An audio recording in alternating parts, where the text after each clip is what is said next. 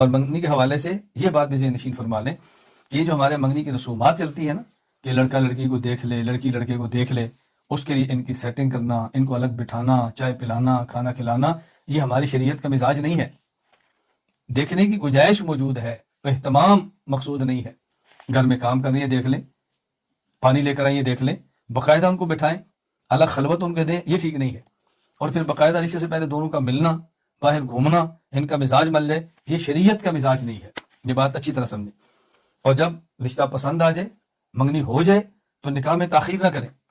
जामे तिरमिज़ी में रवायत मौजूद है, हदीस नंबर 1084।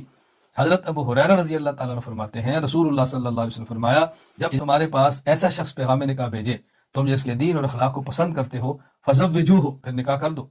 अगर तुम इस पर अमल नहीं करोगे, तो फिर ऐसा नहीं करोगे तो ज़मीन में फसाद होगा, फितने होंगे, आजमाइशों के अंदर तुम मुब्तला हो जाओगे। अब तुम इसमें ताखीर नहीं करनी चाहिए।